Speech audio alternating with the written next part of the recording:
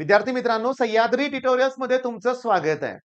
CET असू दे, नाहीतर UPSC ची एक्झाम असू दे, नाहीतर एमपीएससी असू दे, नाहीतर कुठलीही एक्झाम असू दे.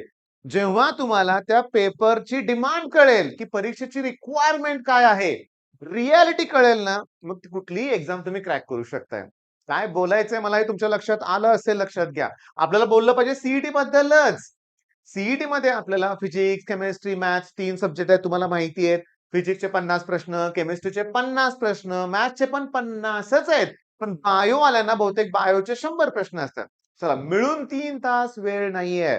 फिजिक्स केमिस्ट्रीला 1.5 तास, मॅथ्सला 1.5 तास. अरे हे आम्हाला माहितीच आहे. हो, तुम्हाला माहितीच आहे. पण तुम्हाला आपल्या वायवा सीरीज बद्दल माहितीच नाहीये. जेव्हा 2-3 मुलांचे मला मेसेज आले, की "सर हे वायवा म्हणजे नक्की आहे काय?" तर मी तुम्हाला सांगतो. इंजिनिअरिंगला गेल्यानंतर तुम्हाला तोंडी परीक्षा असते. ओरल एक्झाम म्हणूया आपण. तोंडी प्रश्न विचारले जातात. कसे प्रश्न विचारतात तोंडी? तुम्हाला असं म्हणणार आहे का derive expression for pressure exerted by derive expression for pressure exerted by gas. 4 पानाचं डेरिव्हेशन. ते काय तुम्हाला विचारतात का ओरल एक्झाममध्ये? नाही. मग तुम्हाला असे प्रश्न मला अजून आठवतंय बरं का. माझ्या फर्स्ट इयरला जी एक्झाम होती ॲक्चुअली सेकंड इयर पासून ओरल एक्झाम सुरू होतात बरं का. ज्याला ॲज अ सब्जेक्ट म्हणून कन्सिडर केलं जातं. मग त्यात सुद्धा पास होणं गरजेचं असतं, लक्षात घ्या. मला आठवतंय पहिला प्रश्न मला विचारला होता, की एल-पी-जीचा फुल फॉर्म काय? नशीब येत होतं. Liquefied petroleum gas. बरोबर ना? सेकंदात उत्तर आहे ना त्याचं? हा सेकंदात उत्तर आहे. आता नेक्स्ट स्लाइड चेक करा. मोजा तुम्ही 1, 2, 3, 4, 5, 6, 7, 8, 9, 10 हे सगळं मोजा. मी बाजूला सरकतो. टोटल 20 क्वेशन्स मी सिलेक्ट केलेत. मी टोटल 20 प्रश्न सिलेक्ट केलेले आहेत, की जे एकाच पेपरमधले आहेत. काय विचारलंय रे? ग्लिप्टलसाठी लागणारे मोनोमर विचारलेत. याच्यात कुठले-कुठले एलिमेंट्स ग्रुप 16, 17, 18 काढा. ट्रान्झिशन काढा. पहिल्या पेजवर असली भरपूर नावं आहेत. गॅटरमन कॉच प्रॉडक्ट विचारलाय, लक्षात घ्या. व्हॉइड्स सॉलिड स्टेट मधला 1.6 हा सॉल्व्ड प्रॉब्लेम बघा ऍज इट इज विचारलाय. Zero work done isochoric process, त्याच्यानंतर oxidation state, redox reaction, percentage atom economic green chemistry मधलं विचारलंय. Freezing point depression, van Hoff फॅक्टरशी संबंधित प्रश्न आहे. सोल्युबिलिटी प्रॉडक्टचा अतिशय सिंपल जॉमेट्री. हे जे आहे ना, हे Ti+3 scandium, titanium, vanadium, chromium, manganese, iron, cobalt, nickel, copper आणि झिंक. त्यातला प्रश्न आहे सिस्प्लॅटिन लिगँड आहे, तो कॅन्सर ट्रीटमेंट मध्ये युज होतो. सेकंदात उत्तर आहेत. मग आता या सगळ्या प्रश्नांची उत्तरं तुम्हाला सेकंदात पाहिजे असतील तर अभ्यास पण तसाच केला पाहिजे. सांगा 25 प्रश्न, ऍक्च्युली अजून जास्त प्रश्न आहेत बरं का. मला स्क्रीनवर जेवढे घेताय तेवढे मी घेतले. ऑर्गॅनिकच्या एबीसी फाइंड आउट रिएक्शन घेतले होते का? नाही. न्यूमेरिकल घेतले होते का? नाही. मग हे पण प्रश्न सोपेच आहेत, लक्षात घ्या. मग माझं काय म्हणणं आहे, की हे जे केमिस्ट्रीतले 30 क्वेश्चनला मला जास्तीत जास्त एका प्रश्नाला 6 सेकंद लागेल. जास्तीत जास्त बोलतोय मी, लक्षात घ्या. म्हणजे 180 सेकंद म्हणजे 3 मिनिटाचा वेळ आणि माझे 30 मार्क फिक्स. माझ्याकडे 90 मिनिटाचा वेळ आहे. त्यातल्या 3च मिनिटात माझे केमिस्ट्रीचे प्रश्न सुटतात, लक्षात घ्या. होय. होय, होणार. बरं, मी तुम्हाला सांगतो. मी क्लिअरली सांगतो, लक्षात घ्या, की तुम्हाला at any cost viva series करायचे आणि त्याचबरोबर 8 प्लस समथिंग व्हिडिओज आहेत नेम रिएक्शनचे. या 2 गोष्टी जर तुम्ही केल्या तर गॅरंटेड तुम्हाला चांगले मार्क मिळणारच आहेत, लक्षात घ्या. होय, मिळणारच आहेत. मी तुम्हाला सांगतो, ही एक शॉकिंग रियालिटी आहे. वायवाचे माझे जवळ-जवळ 24 व्हिडिओज आहेत, की जे तुम्हाला बघायचे. किती आहेत?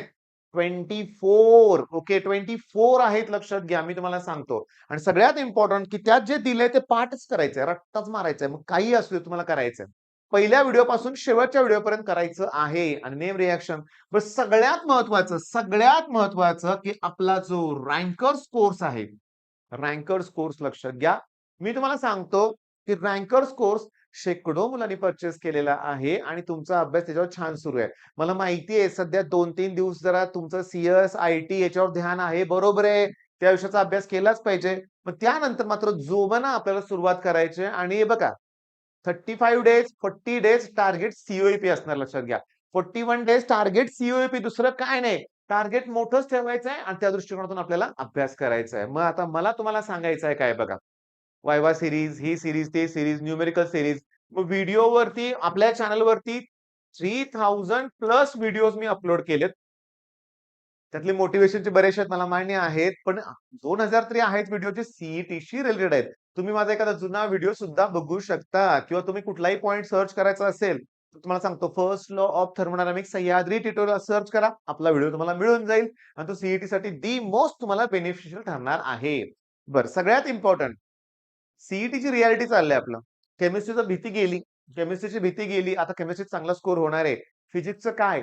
फिजिक्सची अभ्यासाची मेथड बदला बाळांनो. तुम्हाला मी सांगतो, की तुम्हाला एकही एमसीक्यू, एकही पीवायक्यू सॉल्व्ह करायची नाहीये.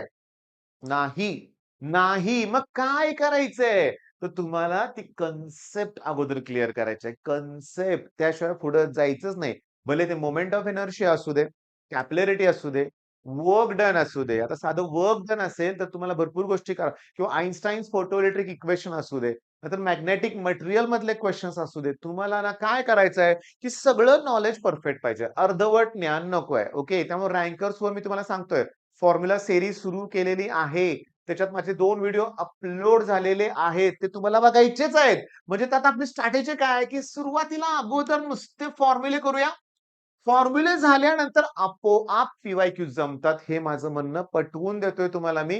तुम्ही त्यासाठी ॲप डाउनलोड करा. ॲपमध्ये स्टोअर ऑप्शनमध्ये अरे एवढं सांगण्यापेक्षा तुम्ही या नंबरवर इमिडिएटली कॉल करा. 80 87 31 80 64 या नंबरवर तुम्ही इमिडिएटली कॉल करा. आम्ही रिस्पॉन्स देऊ तुम्हाला. सांगू की रँकर्सवरचे ते व्हिडिओ फ्री आहेत जे तुम्हाला बघायचे आहेत. व्हिडिओ तुम्हाला फ्री बघायचे आहेत. मला तुमचा इनिशियली कॉन्फिडन्स वाढवायचा आहे.